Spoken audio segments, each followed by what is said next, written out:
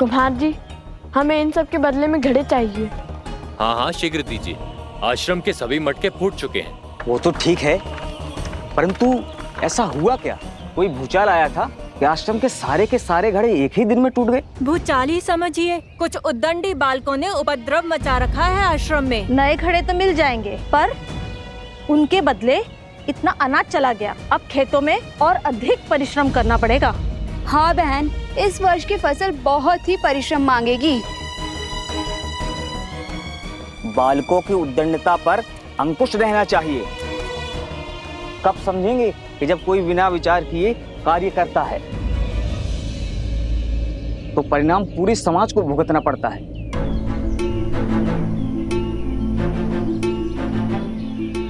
भूल हो गई, आश्रम की बड़ी हानि हो गई। अब सबको आश्रम में हमारे कारण और परिश्रम करना होगा। हमें भी तो नदी तक जाना है और पूरी रात्रि जल भरना होगा। मुझे हमारे परिश्रम की चिंता नहीं है, वो तो हम कर ही लेंगे। मुझे चिंता है माता की, हमने उनका मन दुखाया है। न जाने वो हमें क्षमा करेंगे भी या नहीं।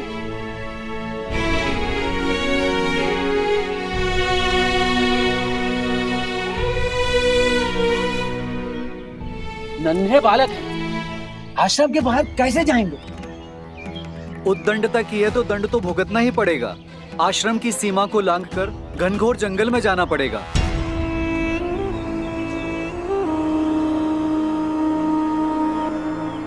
आज नहीं तो कल कोई तो इस आश्रम की सीमा लांघेगा ही,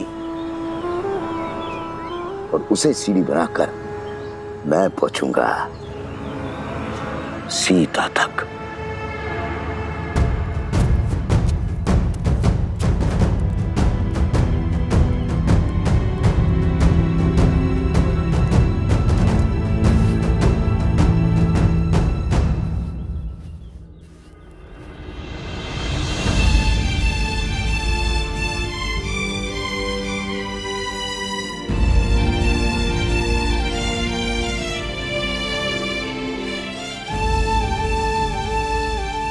अब ऐसी भूल नहीं होगी माता। हमें आशीर्वाद दे कि हम अपना प्रायश्चित पूर्ण कर सके।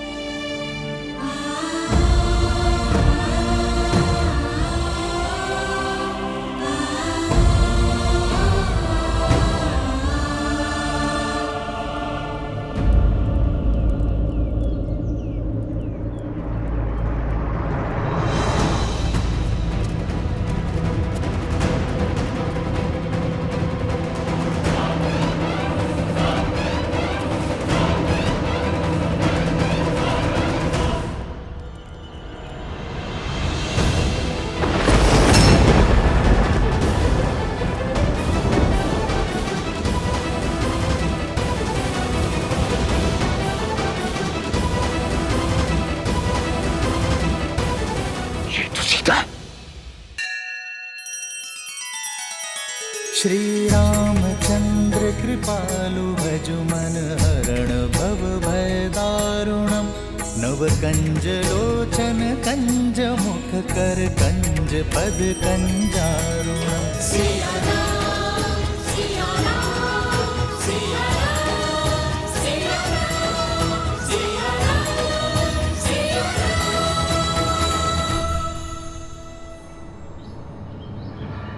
अर्थात ये दोनों बालक सीता और राम के।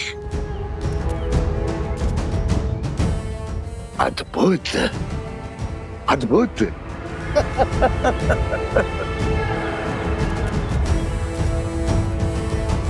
12 वर्ष की प्रतीक्षा अंततः समाप्त हुई। आज सीता भी मिल गई और राम को परास्त करने का अस्त्र भी। अब आएगा आनंद। राम राज्य की नींव को राम का ही बीज बिखेरेगा।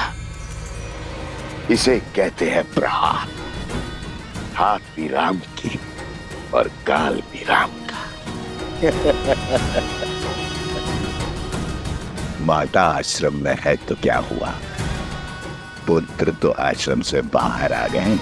अब यही दो कोमल कोमल बालक मुझे सीता तक बचाएंगे।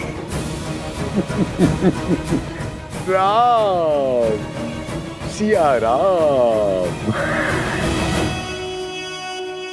परंतु भ्राता, जैसे दोषी हम हैं, वैसे दोष धनुष और बाण का भी तो है। 3 मटके को फोड़ने को कहा था, उसने तो सारे आश्रम को जलमग्न कर दिया। धनुष और बाण साधन है कुश, और साधन में बुद्धि नहीं होती। लक्ष्य प्राप्ति के लिए बल और बुद्धि साधक का होता है, इसलिए बुद्धि का उपयोग मनुष्य को ही करना होता है। वाह वाह, ज्ञानी हो भैया। ज्ञानी नहीं, महाज्ञानी हूँ। यदि महाज्ञानी हो तो अपनी बुद्धि का प्रयोग पहले क्यों नहीं किया? सारे मटके तोड़ दो बोल दिया। क्योंकि हमारा मार्गदर्शन राम नाम ने किया था कि लक्ष्य कैसे साधें, और लक्ष्य साधने के लिए शक्ति उतनी ही लगनी चाहिए जितनी उसकी आवश्यकता हो। और यही सीख श्री राम का नाम लिखे बाण ने हमें बाद में दी है। मार्ग तो वो बताते हैं, हम तो केवल अनुभव से सीखते हैं।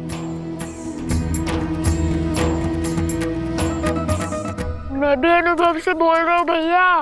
भूल हो गई, अब नहीं बोलूंगा। दंड मिलता है मेरे बोलने से। माता ने हमें दंड कष्ट देने के लिए नहीं, ज्ञान देने के लिए दिया है, ताकि हमारी बुद्धि का विकास हो सके। अब देखो, जो बात मैं सुनकर समझता हूँ वो बात तुम दंड पाकर ही समझते हो। महाज्ञानी है आप, मैं क्या समझूंगा? मैं तो आपका बस एक शस्त्र हूँ। संधान तो आपके मन से होता है। बाण चलाने में भले ही तुमसे आगे हूँ, किंतु बातों में तुम्हें कोई नहीं पकड़ सकता।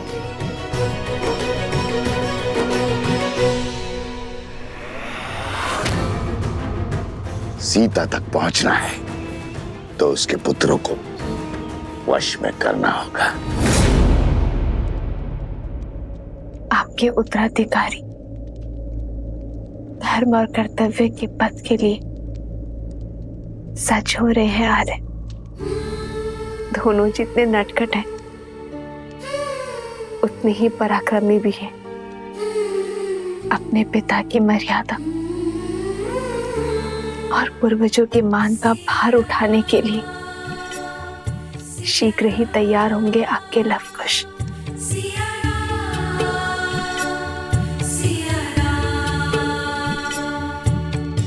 दोनों एक हैं, बस यही सच है। राम लक्ष्य और राम ही पथ है। विरह की आग में जले सिया राम। एक है तन और एक है प्राण। इस रात को एक सक्षम राजा ही नहीं, सर्वश्रेष्ठ उत्तराधिकारी भी चाहिए। क्या दे पाओगे अयोध्या राज को उसकी महारानी? आपको तो भोजन खिला दिया है, किंतु हमारे दोनों पुत्र भूखे होंगे, और कुश को तो बहुत अधिक भूख लगती है आर्य।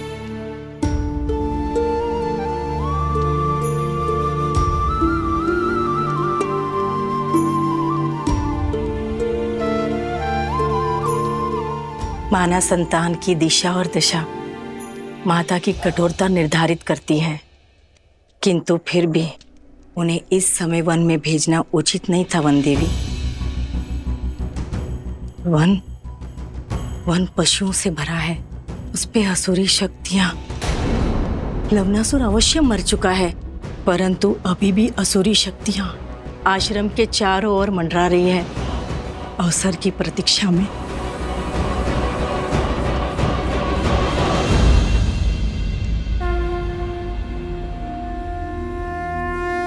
गणेश, पूछो पुत्र, क्या प्रश्न है मन में? यज्ञ तो मन की, राज्य की, समाज की शांति के लिए किया जाता है ना?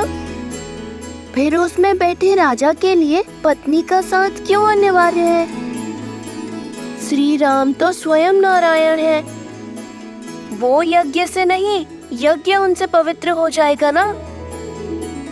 ये बताओ गणेश, कि जीवन का आधार क्या है? संतुलन। तुम्हारा उत्तर सर्वथा उचित है गणेश।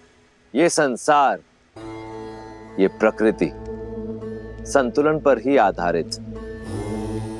जैसे दिन को संतुलित करती है रात्रि, बुराई को संतुलित करती है अच्छाई, वैसे ही पुरुष को संतुलित करती है स्त्री। किसी भी यज्ञ का उद्देश्य और फल तभी प्राप्त होता है जब उसमें दी गई आहुति संतुलित। इसीलिए यज्ञ में या जीवन में पुरुष के साथ स्त्री का होना आवश्यक ही नहीं, अनिवार्य भी है।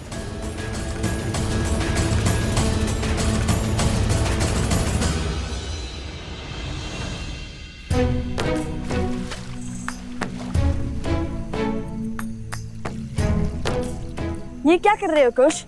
छोटे से बड़े में क्यों डाल रहे हो? समय व्यर्थ कर रहे हो। समय व्यर्थ नहीं भैया, जल की मात्रा की गिनती का माप बना रहा हूँ। माप है तो सही। चट्टान, सिर, पाँव, मुंड। नया माप भ्राता, नया माप। नया माप का समय है और नई उसकी आवश्यकता।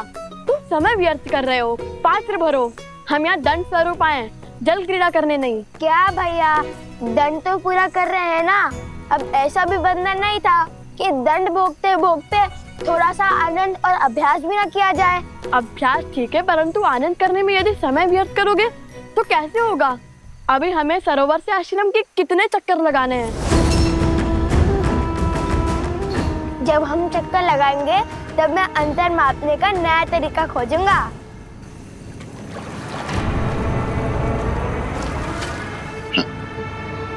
कितने अबोध है ये दोनों बालक।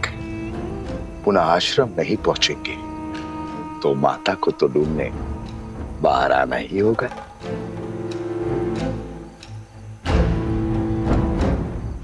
शीघ्र मिलते हैं बालकों।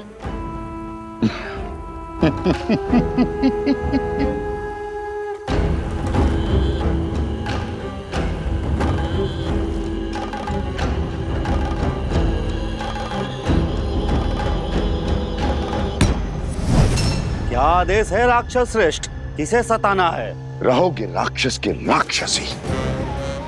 कभी तो पुण्य का काम किया करो। यहाँ दो सुंदर कोमल अबोध बालक आए हैं और थके हुए भी हैं। उन्हें अपनी शक्ति से निंद्रा दे रहा हूं। बाकी का काम हम स्वयं करेंगे। जाओ।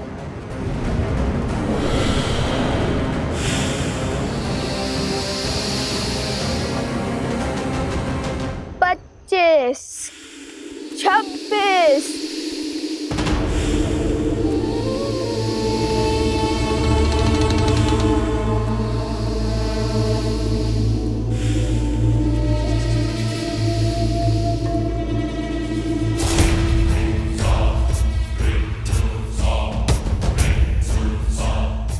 सत्ताईस, 28। ये क्या कर रहे हो कुश? बताया तो था, अंतर गिनने का नया तरीका। पहले भूख, अभी ये निद्रा। कुछ भोजन मिल जाता तो कितना अच्छा होता।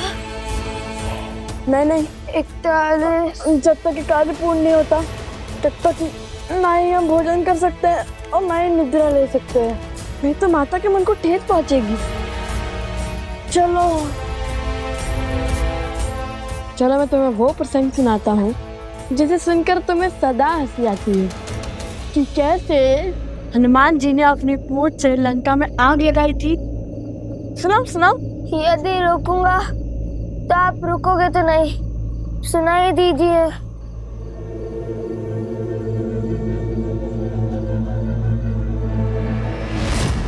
कुछ संभाल के चलो।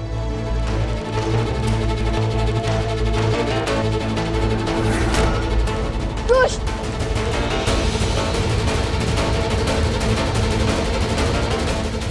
बस अब ये बड़ा बालक भी सो जाए। कुश जागो, ये सोने का समय नहीं है। उठो कुश।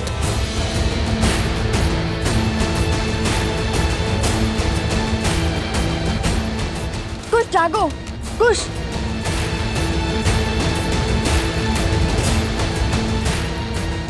कुछ जागो।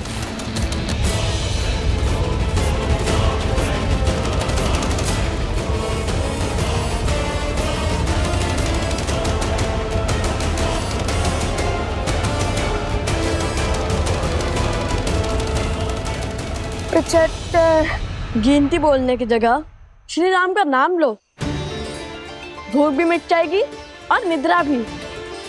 चलो बोलो राम। श्री राम। 75 श्री राम, 76 श्री राम, केवल श्री राम, केवल श्री राम, केवल श्री राम, केवल श्री राम, श्री राम, श्री राम, श्री राम, श्री राम, श्री राम, श्री राम, श्री राम, श्री राम, श्री राम, श्री राम। और ये राम का नाम क्यों हर बार मेरे आड़े आता है? सारा परिश्रम व्यर्थ कर दिया। ये थी तुम्हारी शक्ति, बढ़ाओ अपनी शक्ति। अगर ये दोनों नहीं सोए ना तो मैं तुम सबको सदा सदा के लिए सुला दूंगा। जाओ। राम राम राम राम राम राम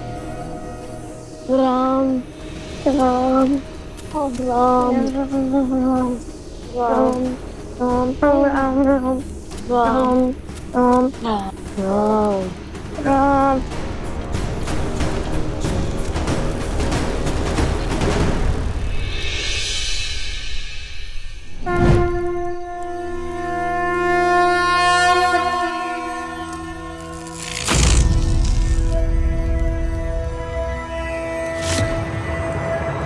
अरे ये कैसा चमत्कार है? आश्रम में प्रवेश करते ही निद्रा छूमंतर हो गई। लग रहा है जैसे निद्रा आ ही नहीं रही थी। अरे तुम जल ले भी आए?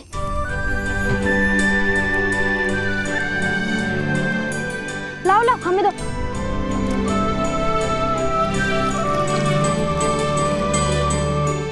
तुम दोनों ठीक तो हो ना? बहुत वीर हो। लव, कुश, पर इतना जल आश्रम के लिए पर्याप्त नहीं होगा, और जल की आवश्यकता होगी। तो क्या वन देवी के पुत्र थकते नहीं हैं?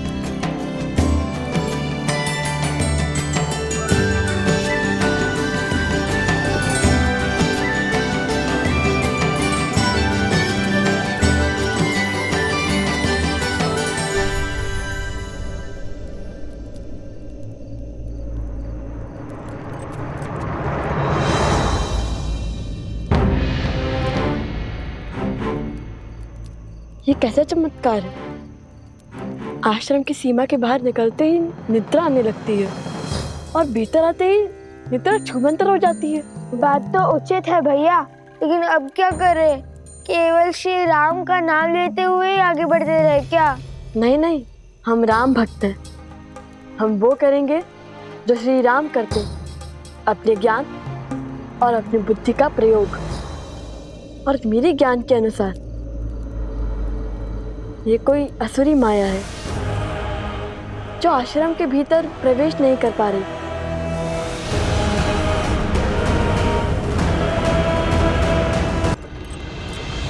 तो आज छिनमिन कर ही लेते हैं भैया। अब आया ना दंड का आनंद। बताइए भैया, कहाँ है वो राक्षस?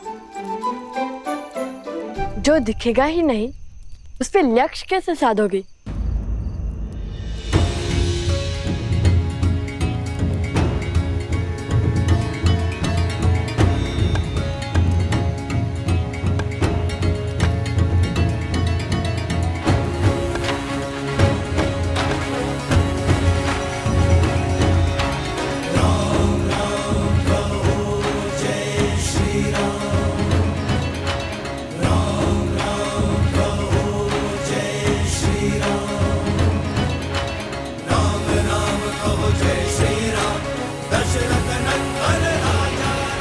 अब समझा, गुरुदेव ने एक बार बताया था घाट के पात्र में 5 वेदों का वास होता है और उस पे श्री राम का नाम तो और पवित्र और सशक्त बना देगा। इसमें माया प्रवेश नहीं कर सकती लव भैया। लव भैया, उचित समय पर उचित पद स्मरण आता है आपको, इसलिए तो मैं आपका अनुसंधान करता हूँ।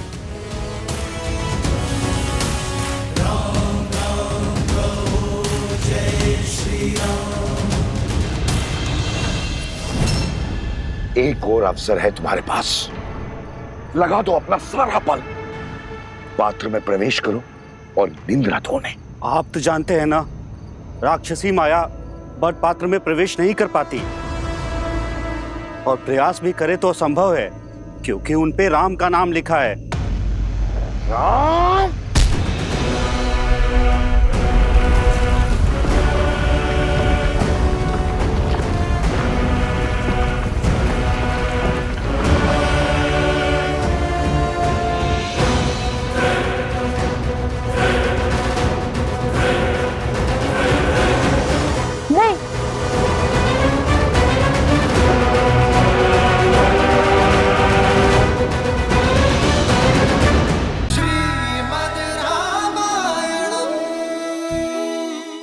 एक और अवसर है तुम्हारे पास, पात्र में प्रवेश करो और निंद्रा धोने। प्रयास भी करे तो असंभव है, क्योंकि उन पे राम का नाम लिखा है।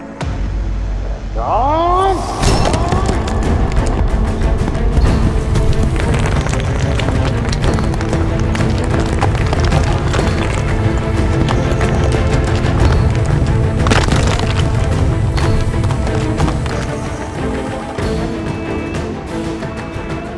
नहीं,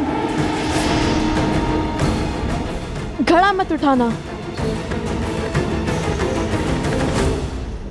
ये सब किसी माया जाल से लगता है। चलो ऐसे ही आगे बढ़ते हैं। श्री राम, श्री राम, श्री राम। अभी भी नहीं गिरा पात्र। कोई बात नहीं, जल भरने के लिए जब झुकोगे तो पात्र तो उतारना पड़ेगा। तुम सब सज्ज रहना, जैसे ही वो जल भरने के लिए पात्र निकालें, आक्रमण कर देना और दोनों को सुला देना, समझे? जाओ।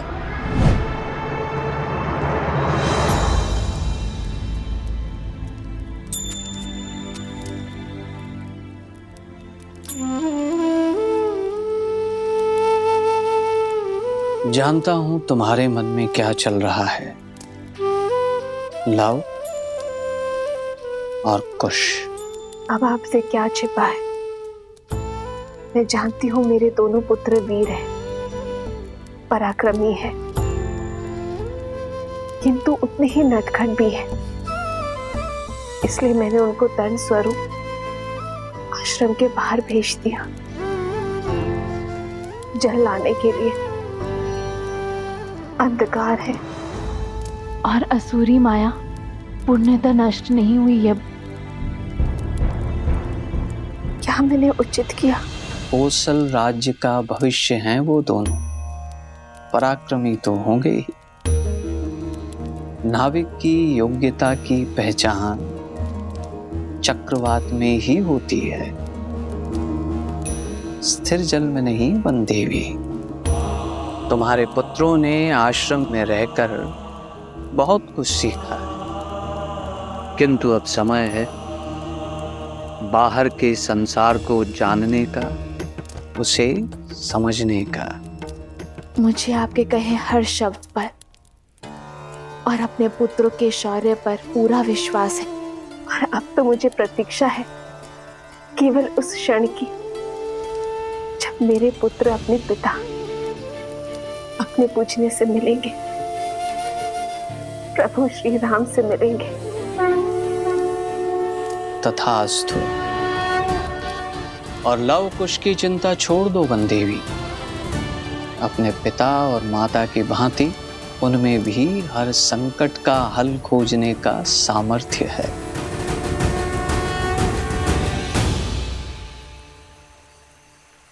अरे अरे अरे, ध्यान से मटका गिर जाएगा। अब क्या करें भैया, बिना घड़े निकाले जल कैसे भरेंगे? मटके तो नहीं उतार सकते, ऐसे ही प्रयास करते हैं। यही एक मंत्र है जिससे असुरी शक्तियों से हम सुरक्षित रह सकते हैं। घड़े में वो प्रवेश नहीं कर सकते हैं। भैया ऐसे तो कितने दिन लग जाएंगे आश्रम में जल भरते भरते? अब यदि माता ने दंड दिया है तो उसके पीछे का उद्देश्य भी उन्हें ही पता होगा। चलो शेष घड़े भर लेते हैं।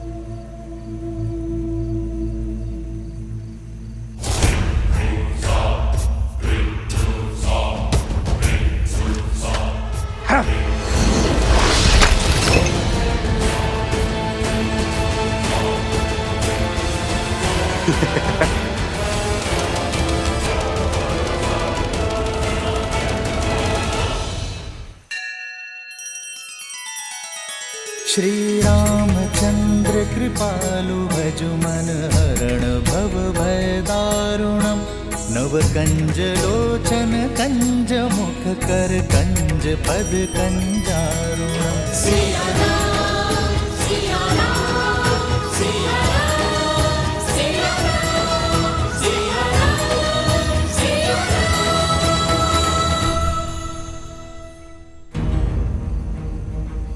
यहाँ अवश्य ही कोई असुरी माया है जो हमें रोकना चाहती है। भैया अगर हम जल नहीं भर पाए तो दंड और उसके पीछे का उद्देश्य कैसे पूरा होगा? किसी भी समस्या का हल रोने से नहीं, सोचने से होता है। मेरी तो समझ में नहीं आ रहा है कि हमें जल आश्रम तक पहुंचाना है या जल से भरा हुआ मटका। अद्भुत, तुमने मुझे एक नया सुझाव दिया है। तुम बातें मूर्खता भरी करते हो, परंतु हो बड़े गुणवान। ऐसा क्या कहा मैंने? अब कुछ ही क्षणों में ये अपना गड़ा उतारेंगे, तुम तभी उन पे आक्रमण करना। तुमने कहा कि हमें जल आश्रम तक पहुंचाना है, अब चाहे वो घड़े में हो या नहीं। मुझे तो कुछ समझ में नहीं आ रहा भैया। जो भी करे, पर ऐसा कुछ मत कीजिए कि माता फिर से रुष्ट ना हो जाए।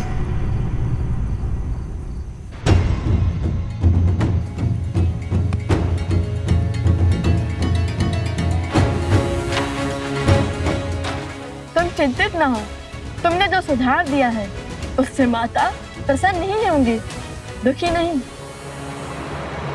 तो बोलो जय श्री राम, जय श्री राम, जय श्री राम, जय श्री राम, जय श्री राम, जय श्री राम।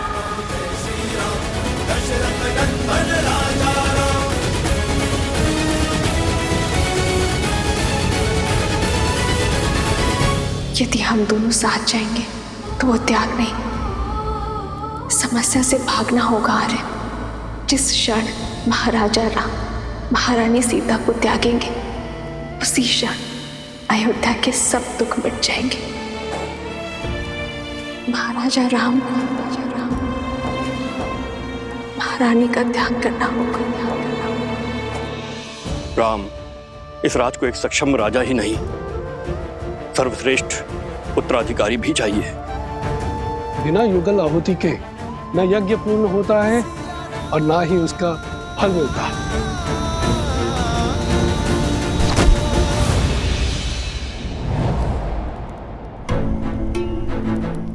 हनुमान,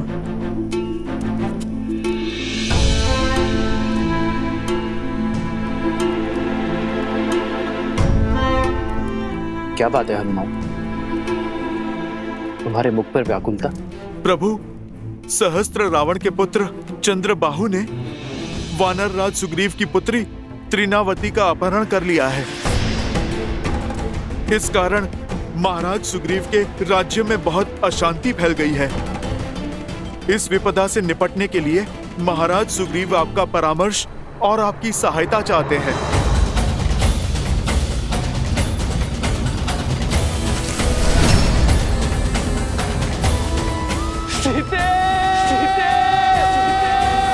रावण का वध तो हो गया है हनुमान, किंतु उसकी विचारधारा का नाश होना अभी शेष है। दृष्टता और अधर्म हर रूप में धर्म के लिए चुनौती है, किंतु स्त्री को देवी की भांति पूजा करने वाले इस समाज में स्त्री को वस्तु की भांति उठा लेने वालों की धारणा का नाश होना चाहिए। हर युग के साथ पाप का शीश उठता है, किंतु जब पाप चरम पर हो तब धर्म का प्रहार उस पर होना चाहिए। मेरे मित्र वानर राज सुग्रीव के राज्य में आतंक फैलाने वालों को दंड देना हमारा राजकीय कर्तव्य है हनुमान, और एक मित्र होने का परम धर्म भी। युद्ध की तैयारी करो हनुमान, धर्म के पथ पर चलने का समय आ गया है। संसार में बुरी सोच फैलाने वालों का अंत आवश्यक है। मेरे मित्र वानर राज सुग्रीव से कह दो कि उनका ऋण जो मुझ पर है उसे मैं चुका तो नहीं पाऊंगा, किंतु ये राम अपना मित्र धर्म निभाने अवश्य आएगा।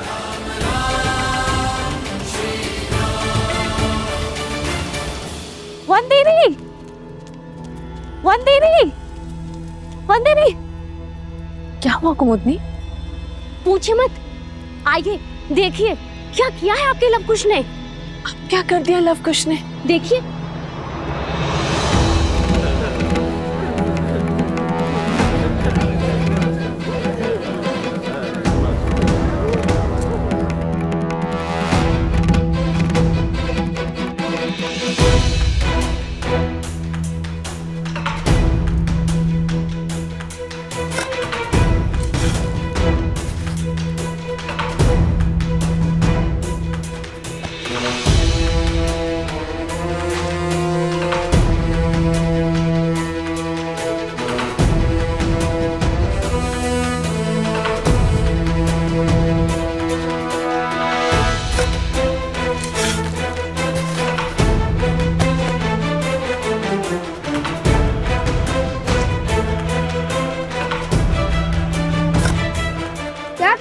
ये लोग लव कुश, ये जल भरने के स्थान पर क्या कर रहे हो तुम दोनों?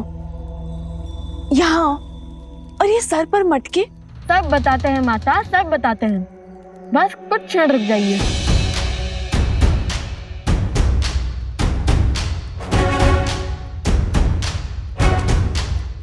खुश, चलो वो खोल देते हैं।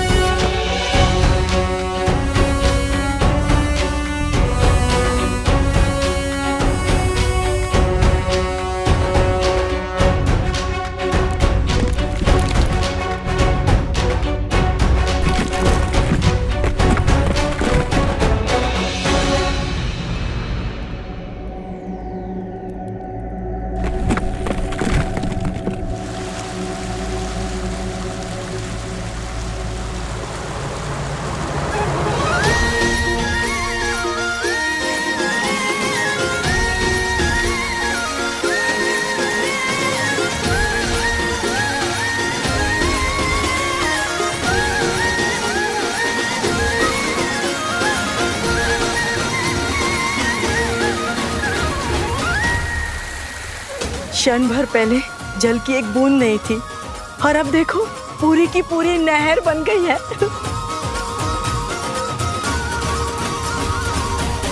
और लव कुश की चिंता छोड़ दो बंदेवी, अपने पिता और माता की भांति उनमें भी हर संकट का हल खोजने का सामर्थ्य है।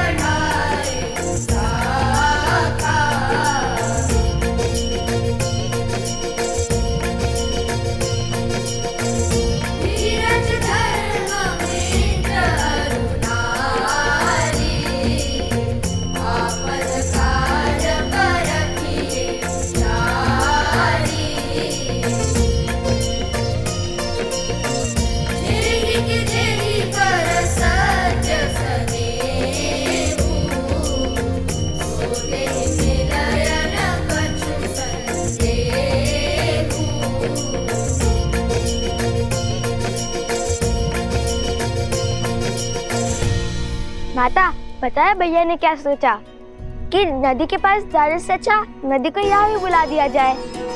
अब इस आश्रम में किसी को भी जल की समस्या नहीं होगी, चाहे कोई बालक कितने भी मटके की ना फोड़ दे।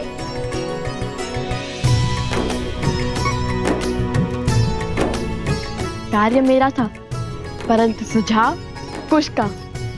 जानती है माता, हमारी प्रेरणा कौन सा प्रसंग बना? जब नल और नील ने राम नाम लिखकर लंका तक सेतु बनाया था, तो हमने सोचा जब राम नाम का पत्थर सागर में तैर सकता है, तो राम नाम का फावड़ा नदी के लिए मार्ग क्यों नहीं बना सकता?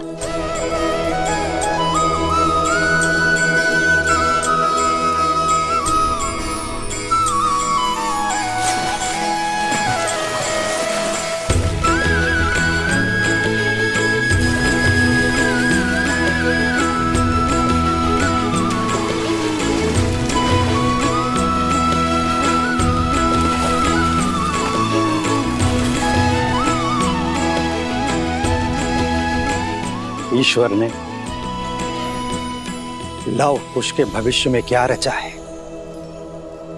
वो तो मैं नहीं जानता, किंतु इतना अवश्य जानता कि ये दोनों अपने भविष्य को आलिंगन करने के लिए पूर्ण रूप से सजे।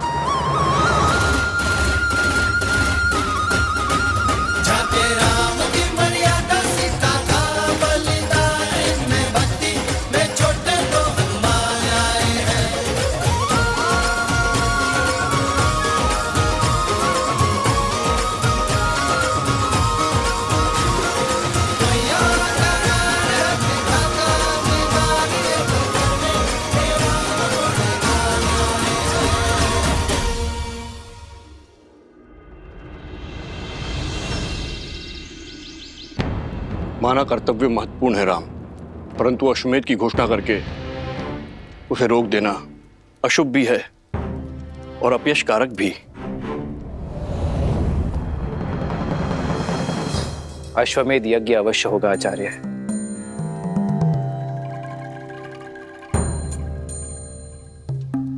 अभी मैं युद्ध में जा रहा हूं आचार्य, किंतु मेरे युद्ध से लौटते ही ये यज्ञ आरंभ होगा।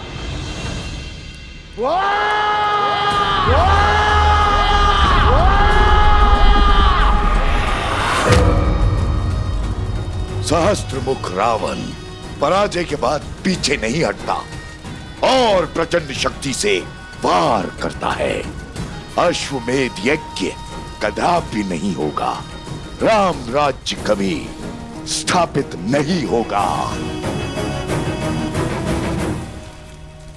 पिताश्री, चंद्रबाहु ने आपकी आज्ञा का पालन कर सुग्रीव की पुत्री तृणावती का अपहरण कर लिया है।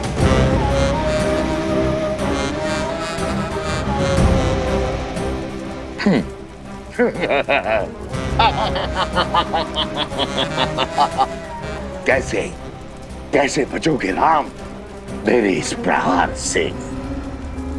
अब राम को सुग्रीव की सहायता के लिए जाना होगा और अयोध्या अश्वमेध यज्ञ से वंचित रह जाएगी। और राम के जाते ही हम अपनी शक्ति से उसकी प्रजा में पुनः धर्म की स्थापना कर देंगे।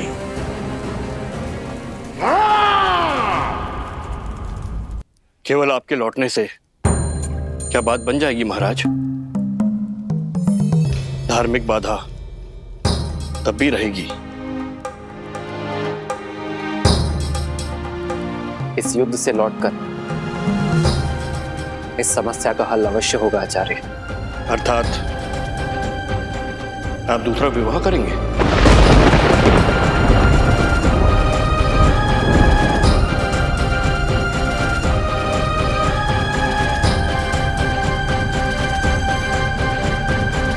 रघुकुल रीत सदा चली आई, प्राण जाए पर वचन न जाए। एक बार वचन देने पर उस विषय में आपका शिष्य दोबारा कैसे सोच सकता है? मैंने सीता को एक पत्नी व्रत का वचन दिया है। परंतु मेरे विवाह के बिना भी अश्वमेध यज्ञ अवश्य होगा।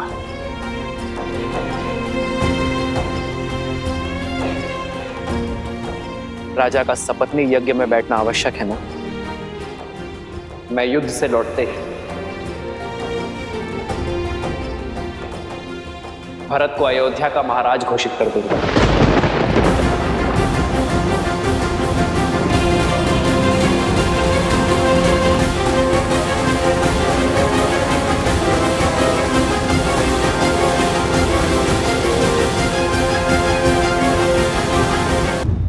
भैया, और तब भरत अपनी पत्नी के साथ यज्ञ की वेदी पर भी बैठेगा और अयोध्या का महाराज होने के नाते अपना दायित्व भी निभाएगा।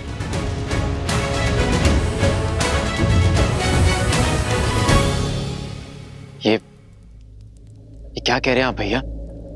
नहीं, ये मुझे स्वीकार करना होगा भरत, क्योंकि ये मेरा निर्णय है। समझने का प्रयास करो भरत। या तो तुम अयोध्या के महाराज बनोगे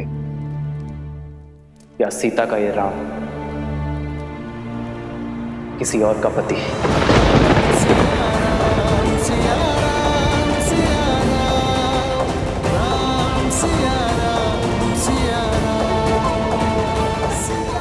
और मेरा चयन तुम जानते हो भरत। मैंने एक पत्नी व्रत धारण किया है।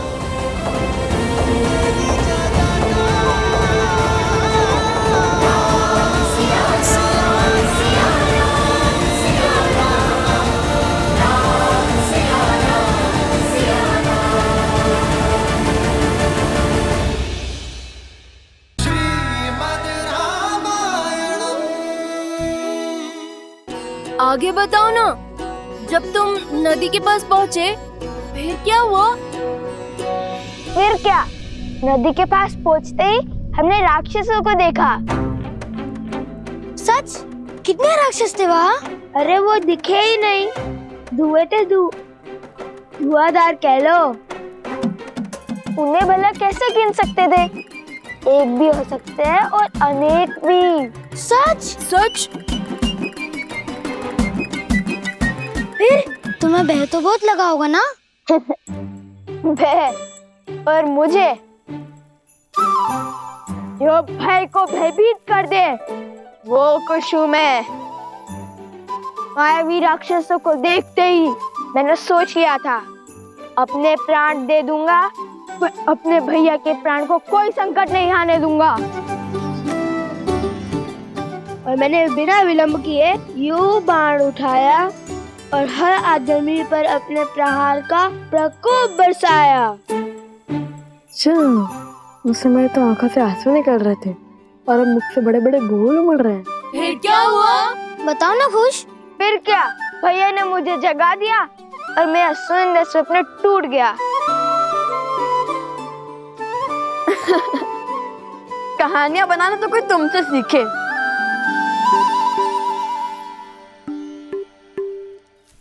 कथा का सार ये है कि माताओं को कितना कष्ट होता है इतनी दूर जाकर जल लाने में। तो हमने सोचा कि जल को ही माताओं के पास लेके आए। क्यों, उचित कहा ना भैया? अवश्य। सच लव और कुश, बहुत वीर हो तुम दोनों।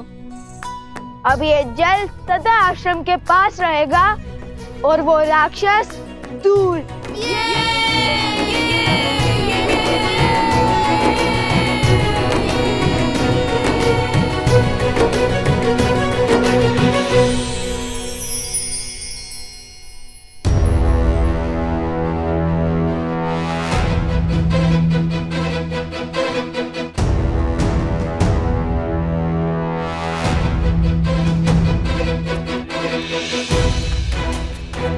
महाराज, क्या समाचार लाए अंगद? हमारे पास इतनी सेना नहीं है कि हम इस दुर्ग को चारों ओर से घेर सके महाराज। परंतु आप निश्चिंत रहे महाराज। मैंने प्रण लिया है उस चंद्रबाहु का वध करने का, जिसने बिना कारण आपकी किष्किंधा राज की पुत्री का अपहरण किया। अंगद, हमें शीघ्रता करनी होगी। इस किले को भेदना होगा हमें, इससे पहले कि इस किले से आक्रमण हो।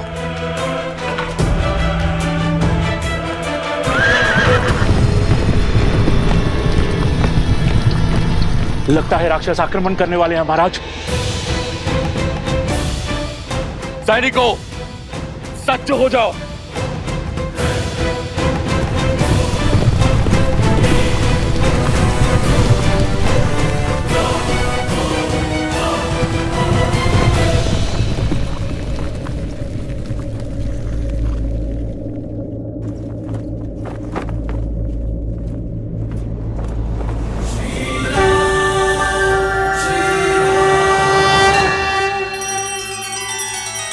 श्री रामचंद्र कृपालु भजु मन हरण भव भय दारुणम नव कंज लोचन कंज मुख कर कंज पद कंजारुणम।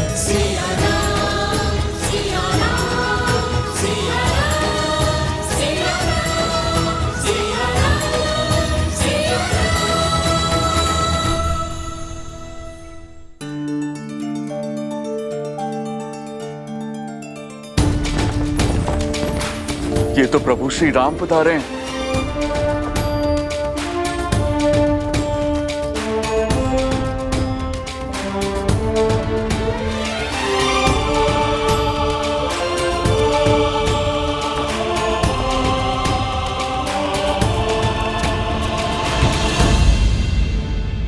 प्रभु, आप मेरी किष्किंधा की सहायता करने के लिए आए। मैं धन्य हो गया प्रभु, मैं धन्य हो गया।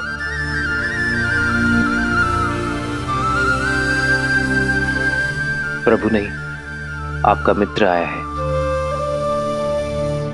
जब ये नर विपदा में था तब वानर सहयोग में आए, तो अब ये नर पीछे कैसे हट सकता है मित्र।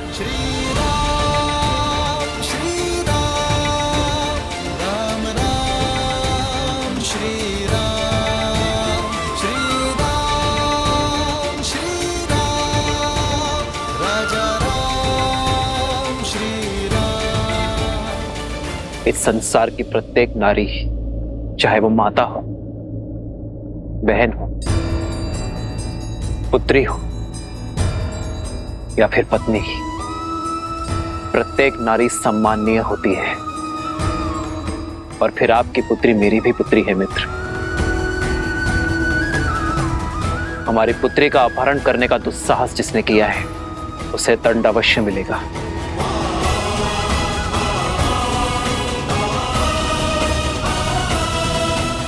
महाराज, हनुमान, किष्किंधा की पुत्री का अपहरण करने वाला बचेगा नहीं।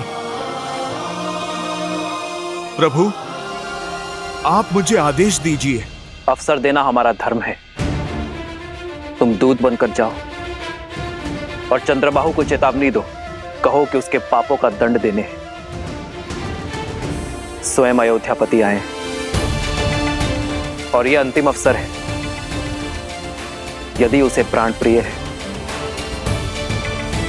तो मेरे मित्र वानरराज सुग्रीव की पुत्री तृणावती को सम्मान सहित लौटा दे।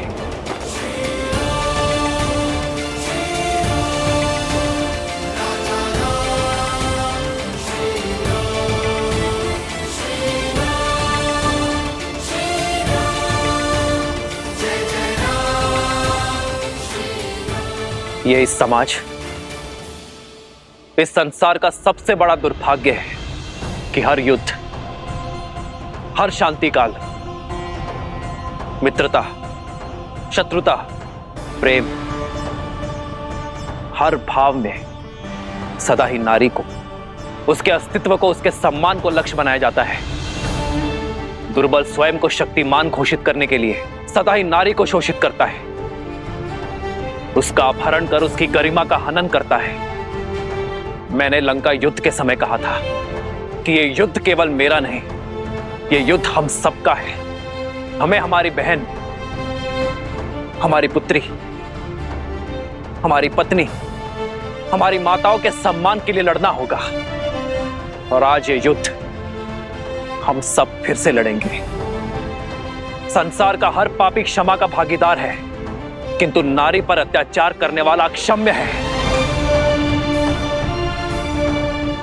और चंद्रबाहु को भी उसके पाप का दंड हम अवश्य देंगे। जय श्री राम, जय श्री राम, जय श्री राम। जय हनुमान ज्ञान गुण सागर, जय कपीस तिहु लोक उजागर, रामदूत अतुलित बल धामा, अंजनी पुत्र पवन सुत नामा, राम दुआरे तुम रखवारे, होत न आज्ञा बिनु पैसारे, आपन तेज समारो आपै, तीनों लोक हाथ करे आपै। जय जय हनुमान। कौन हो तुम? प्रभु श्री राम का दूत, उनका सेवक चंद्रबाहु से मिलने आया हूं। तुम मुझे उस तक ले चलोगे या मैं तुम्हें उठा कर ले चलूं?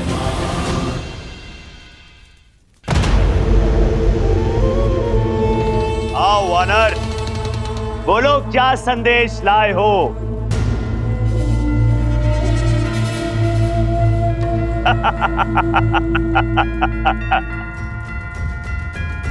चयन का विकल्प लाया हूं। इसे तुम संदेश समझो या फिर चेतावनी। ये तुम्हारे हाथ में है चंद्रबाहु। मेरे प्रभु श्री राम का आदेश है, या तो वानर राज सुग्रीव की पुत्री को तुम सम्मान सहित लौटा दो, या फिर अपनी मृत्यु के लिए सज्ज हो जाओ। सुना, मुझे स्त्री के सम्मान का पाठ पढ़ाने का आदेश वो दे रहा है जिसने लोगों की बातें सुनकर स्वयं अपनी पत्नी के सम्मान को तार तार किया, उसे त्याग दिया। चंद्रबाहु, जो सत्य मैं आज जानता हूं, कल वो पूरा संसार भी जानेगा कि ये सब तुम्हारे पिता सहस्त्र मुख रावण का किया धरा है।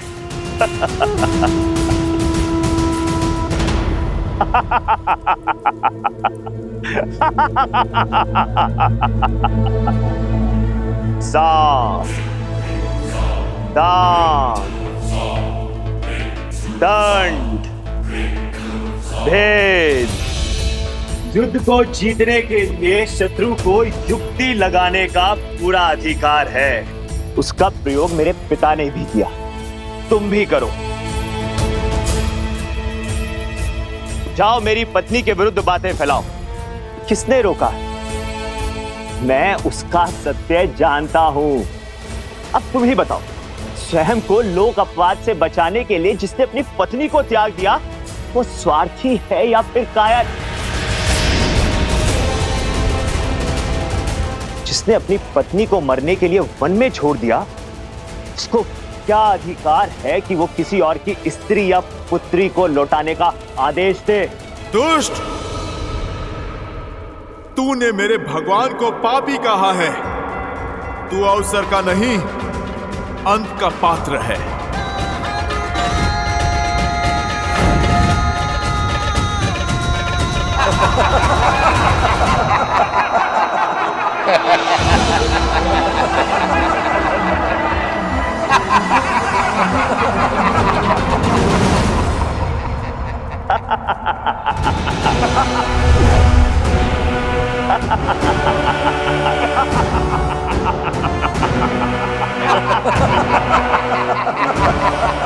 कर ली मन की।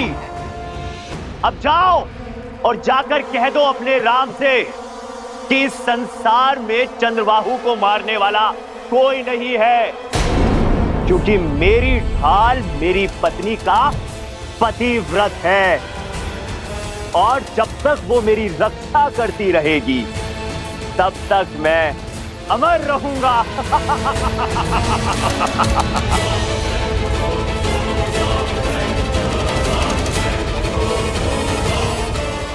और पूछ जाके उस अयोध्या के राजा से, क्या उसकी पत्नी भी उसकी रक्षा करती है या केवल वन में छिपी रहती है?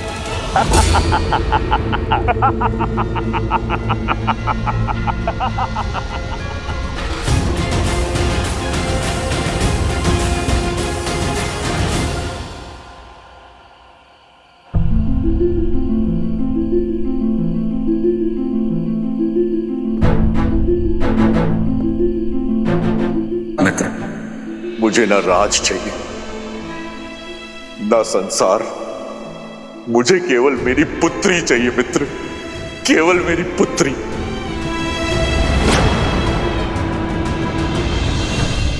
सीते!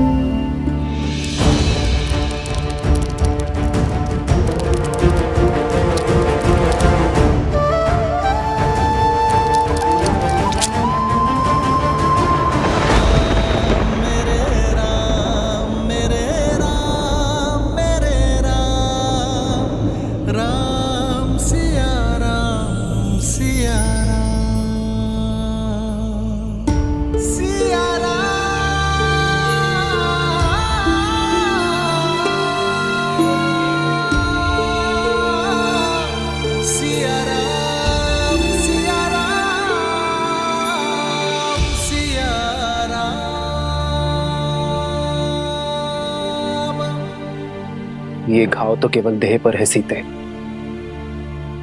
मन और हृदय का घाव तो केवल आप ही नहीं आ रहे, मैं भी जानती हूँ। आपके मन की अशांति का आभास है मुझे। राम सिया राम जय जय राम, राम सिया राम जय जय राम, राम सिया राम जय जय राम। जिसने समाज के कल्याण का प्रण उठाया हो, उसका मन शांत कैसे हो सकता है सीते? यही संचित धर्म है। हर किसी को काटना पड़ता है।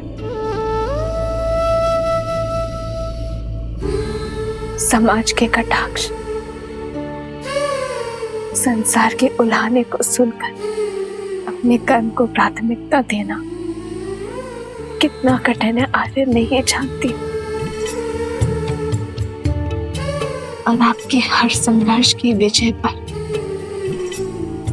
हर्ष भी है मुझे हाल।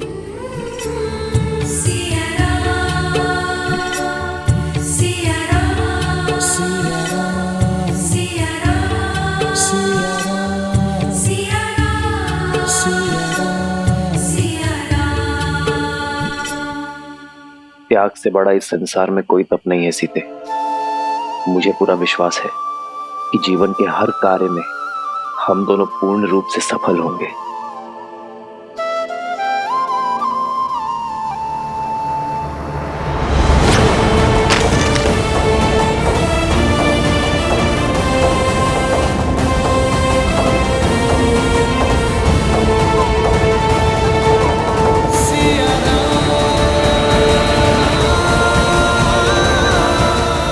ऐसा क्या है यार जो आपको इतना विचलित कर रहा है? कल भोर होते ही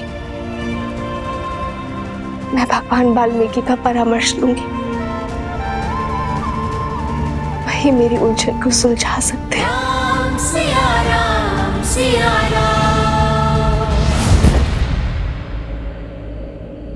प्रभु, चंद्रबाहु की पराजय उसकी पत्नी में छुपी है, क्योंकि उसका ढाल उसकी पत्नी का पतिव्रता धर्म है।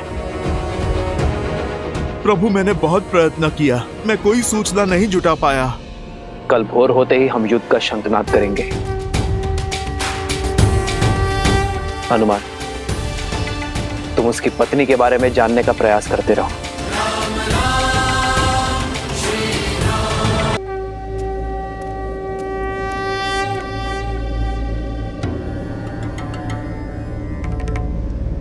हनुमान जी किस भेद की बात कर रहे हैं पिताश्री? क्या है चंद्रबाहु की मृत्यु का रहस्य? उसकी पत्नी कैसे उसकी रक्षा कर रही है? चंद्रबाहु ने ब्रह्मदेव की घनघोर तपस्या की गणेश, और इस तपस्या के फलस्वरूप उसे मिला एक वरदान। कैसा वरदान? वरदान ये था गणेश कि जब तक चंद्रबाहु की पतिव्रता पत्नी पद्मावती निरंतर ब्रह्मदेव के मंत्र का जाप करती रहेगी, तब तक चंद्रबाहु को युद्ध में कोई पराजित नहीं कर सकता। इतना ही नहीं, एक और वरदान भी मिला चंद्रबाहु को। एक और वरदान? हाँ, चंद्रदेव ने अपने परम भक्त चंद्रबाहु को वरदान स्वरूप वर्धमान नामक भाला दी, जिसकी शक्ति यह है कि वो जिसे चाहे स्थिर कर सकता है। स्थिर करने की शक्ति? इसका काट क्या है पिताश्री? इसकी काट स्वयं मैं हूं गणेश। आप?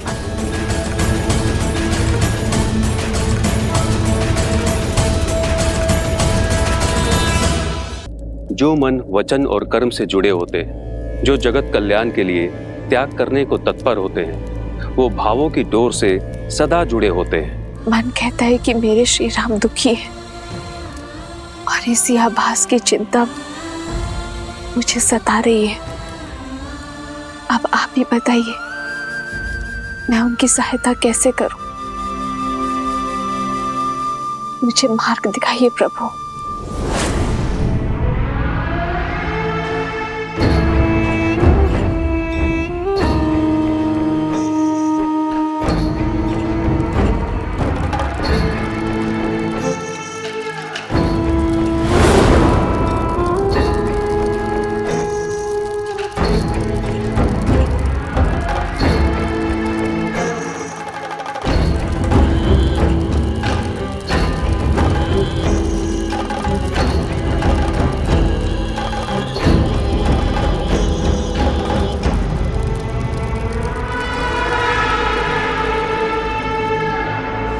देवी, मैंने भगवान वाल्मीकि जी से इस समस्या की चर्चा की।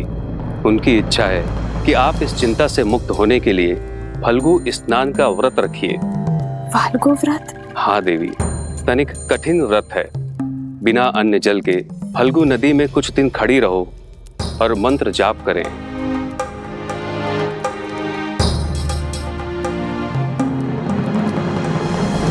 आओ सीता, इस बार कोई भी बल तुम्हें मेरे छल से नहीं बचा सकता।